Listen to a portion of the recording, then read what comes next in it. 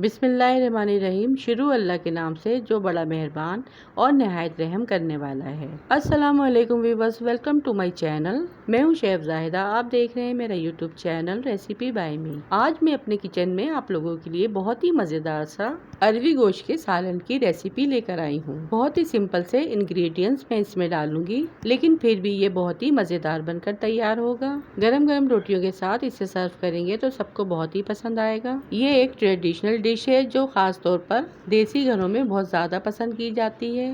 Video अच्छी लगे तो लाइक भी कर दीजिए और चैनल पे नए हैं तो सब्सक्राइब भी कर दीजिए। तो चले फिर रेसिपी स्टार्ट कर लेते हैं। सबसे पहले यहाँ पे मैं पतीली में 1 प्याली ऑयल ऐड करूँगी। ऑयल को अच्छे से गर्म कर लेंगे। फिर इसमें मैं 4 मीडियम साइज़ के प्याज, जिसको मैंने बारीक बारीक कट कर लिया है, लाइट ब्राउन होने तक इसे अच्छे से फ्राई कर लूँगी।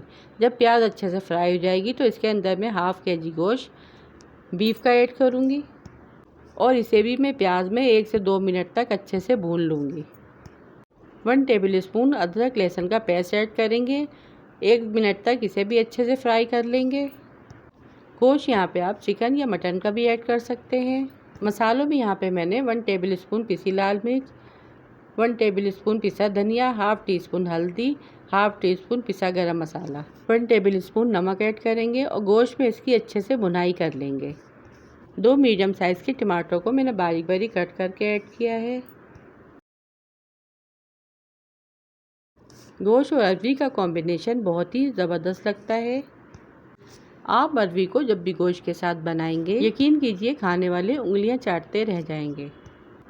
टमाटर ऐड करने के बाद गोश्त में इसे अच्छी तरह से भून लेंगे ताकि इसका सारा पानी खुश्क हो जाए और गोश्त अच्छे से भुन जाए। गोश्त की हमें यहाँ पर बहुत ही अच्छी तरह से भुनाई करना है।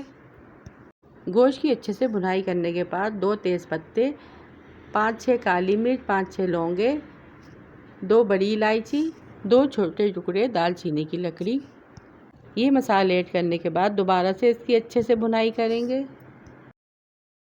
फिर इसमें 3 गिलास पानी ऐड करेंगे और इसे ढाँपकर मीडियम फ्लेम पर गोश्त गल जाने तक पकाएंगे। इसके अलावा यहाँ पे मैंने आधा किलो अरवी ली है, जिसे मैं अच्छे से वॉश करके इसे छील लूँगी।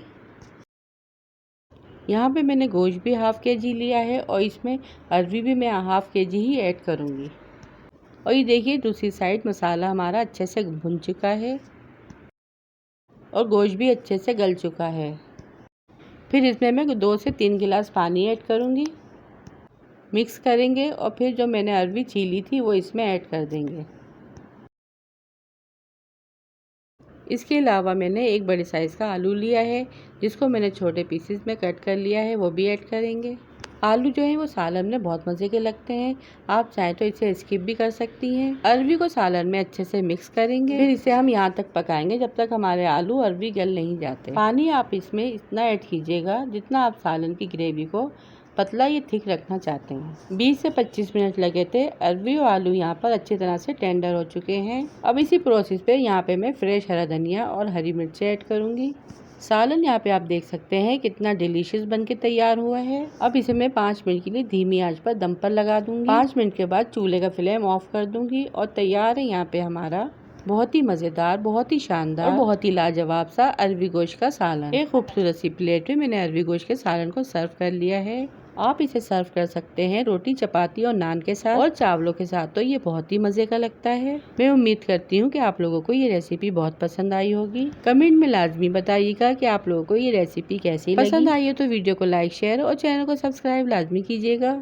रखिएगा अपने प्यारों का ढेर सारा ख्याल, दुआओं में याद कीजिएगा। Thanks for watching. अल्लाह हाफिज़।